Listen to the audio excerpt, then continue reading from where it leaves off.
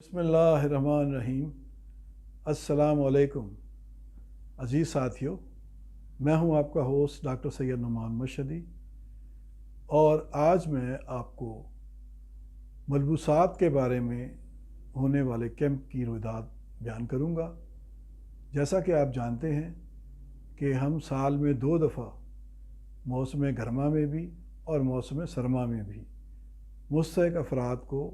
मलबूसात फराहम करने के लिए स्पेशल कैंप लगाते हैं।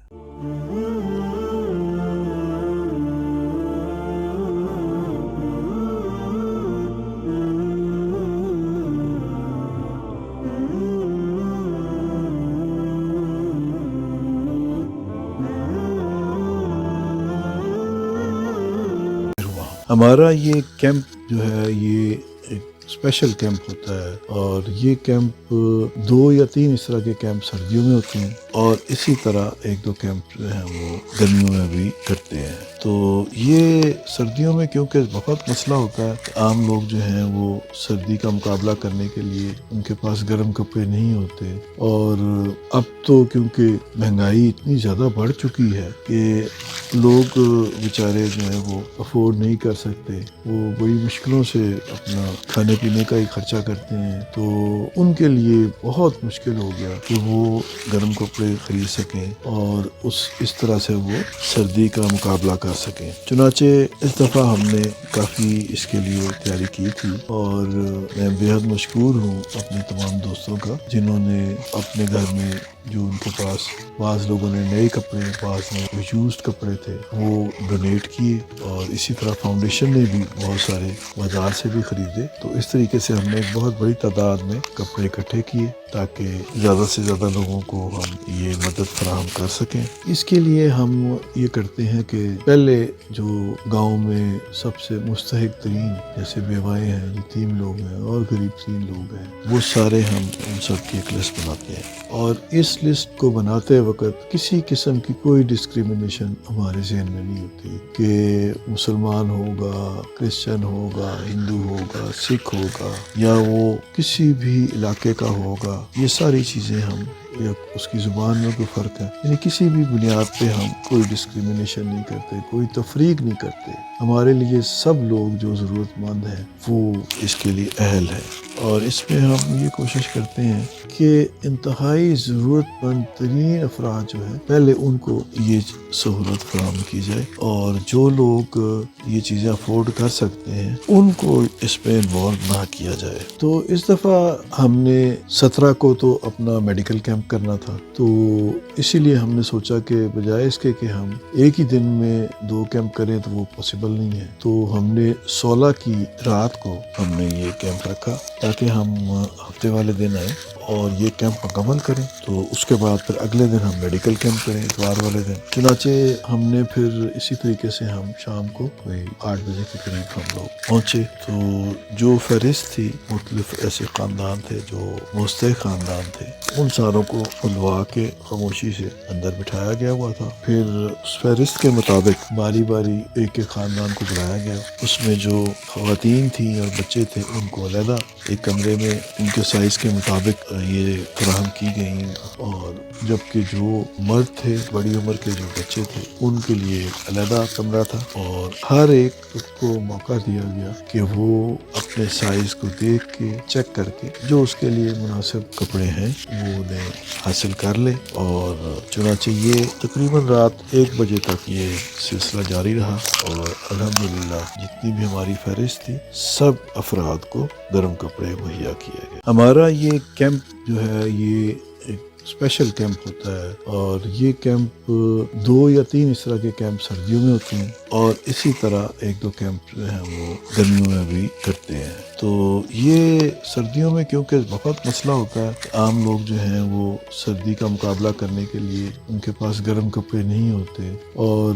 अब तो क्योंकि महंगाई इतनी ज़्यादा बढ़ चुकी है कि लोग बेचारे जो हैं वो अफोर्ड नहीं कर सकते, वो बड़ी मुश्किलों से अपना खाने پینے کا ہی خرچہ کرتے ہیں، تو ان کے لیے بہت مشکل ہو گیا کہ وہ گرم کپڑے خرید سکیں اور اس طرح سے وہ سردی کا مقابلہ کر سکیں۔ چنانچہ اس دفعہ ہم نے کافی اس کے لیے تیاری کی تھی، اور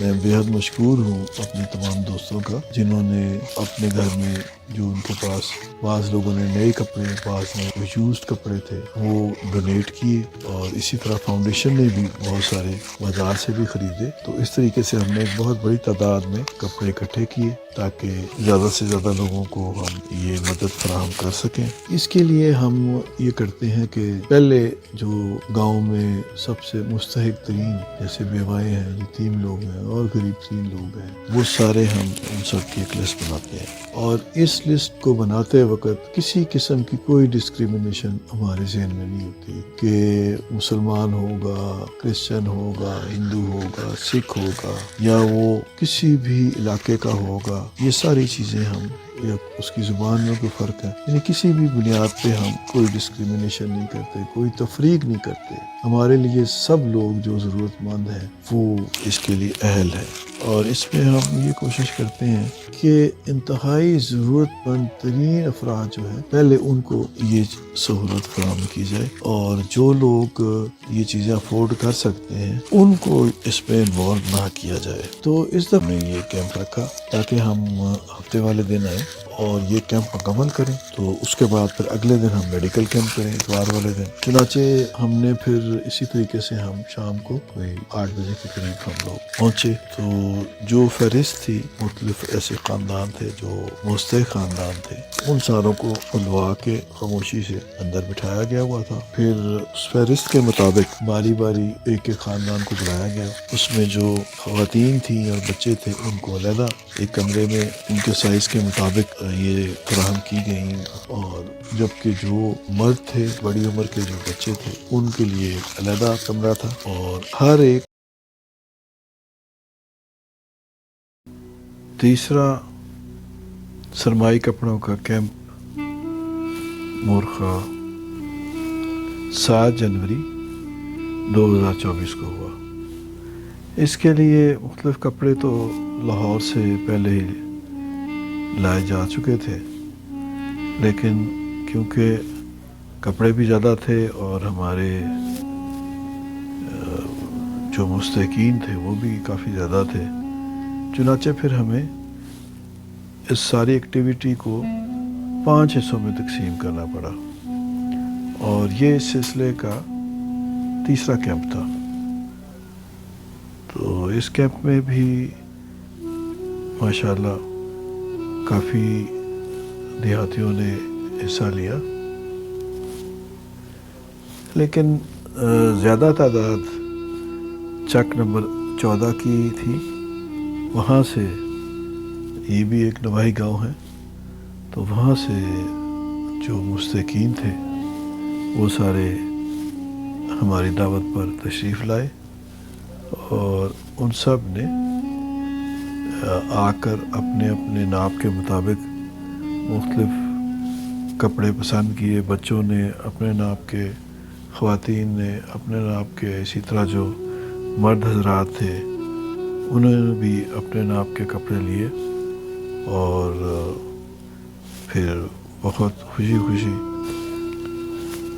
اپنے گھروں کو لوٹ گئے۔ اور اس سلسلے میں ہم نے پہلے یہ ورکنگ کی تھی کہ ایک ہمارے وہاں پہ دوست ہیں چک 14 میں، تو ان سے ریکویسٹ کی گئی اور ہم نے وہاں پہ ایک فہرست بنائی تھی کہ کون کون سے لوگ ہیں جو وہاں پہ بہت زیادہ مستحق ہیں۔ تو اس لسٹ کے مطابق ہی پھر زیادہ تر سارے لوگوں کو اکٹھا کیا گیا، اور ان کو پھر باری باری ان کو، یعنی بیچز کے اندر ان کو موقع دیا گیا کہ وہ اپنے پسند کے مطابق اور اپنی ضرورت کے مطابق جو وہ ان کو ضرورت ہے، سویٹر کی ضرورت ہے، کوٹ کی ضرورت ہے، یا کسی اور گرم ملبوسات میں سے کسی اور آئٹم کی ضرورت ہے، تو وہ اپنی پسند سے لے جائیں۔ اور یہ کیمپ جو ہے پھر بڑے اچھے طریقے سے اپنے اختتام کو پہنچا۔ سات کی تقسیم کا چوتھا کیمپ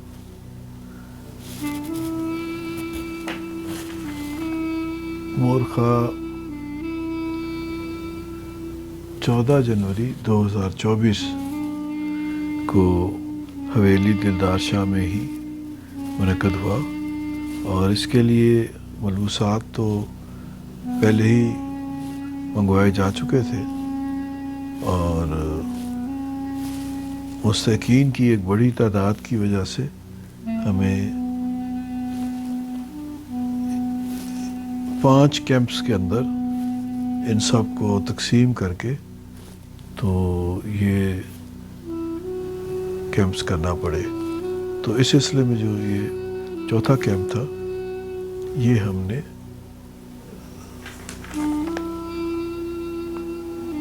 چک نمبر 15 کے جو ہمارے دوست تھے ان کے لیے مخصوص کیا، اور اس سلسلے میں بھی ہماری فہرست بن چکی تھی، اور چنانچہ اس فہرست کے مطابق ہم نے کچھ چک نمبر 15 اور کچھ اپنے گاؤں کے لوگ جو تھے انہیں بلایا، اور باری باری جو بھی مرد حضرات تھے، خواتین تھیں، بچے تھے، ان کو موقع دیا گیا کہ وہ اپنی پسند اور اپنے ناپ کے مطابق اپنے لیے کپڑے پسند کریں۔ چنانچہ سب لوگوں نے باری باری یہ چیزیں دیکھی، اور ان کو جو اچھا لگا وہ اپنے ساتھ لے گئے۔ تو چنانچہ پھر یہ ہمارا کیمپ انتہائی احسن طریقے سے اپنے اختتام کو پہنچا۔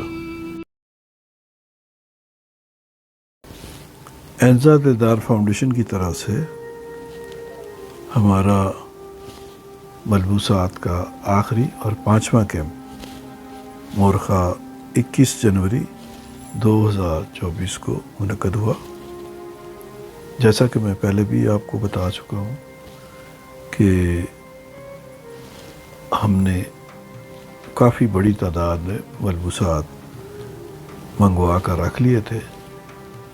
اور اس کے بعد دوسرا مرحلہ یہ تھا کہ جو مستحقین تھے وہ نہ صرف چک 18 بلکہ ارد گرد کے جو گاؤں تھے ان کے بھی جو مستحقین تھے ان کی بھی ہم نے فہرستیں بنائی ہوئی تھیں، اور اس میں ہمارا کرائٹیریا یہ ہوتا ہے کہ جو بیوائیں ہیں یا جو ایسے بیمار افراد ہیں، جو معذور افراد ہیں، جو کہ اپنی روزی کمانے اور اپنے گھر کو سپورٹ نہیں کر سکتے، ان لوگوں کے ہم ان کی فہرست بنا کے رکھتے ہیں۔ چنانچہ یہ جو فہرستیں بنی ہوئی تھیں اس کے مطابق پھر ہم نے ان کو 5 حصوں میں تقسیم کر لیا، اور 5 کیمپس کے اندر ہم نے یہ سارا سلسلہ مکمل کیا۔ تو جو ہمارا 5واں کیمپ تھا اس میں ہم نے ہمارے نزدیکی قصبہ ہے بھوئے اصل کے جو مستحقین تھے وہاں سے ہم نے فہرست حاصل کی، اور اس کے علاوہ جو ہمارے چک 18 کے لوگ رہ چکے تھے ابھی تک ان کو بھی بلایا گیا۔ تو ان سب کو بلا کے تو پھر ہم نے ان کو باری باری موقع دیا، خواتین اور بچوں کو علیحدہ اور مردوں کو علیحدہ، اور انہیں باری باری ہم نے موقع دیا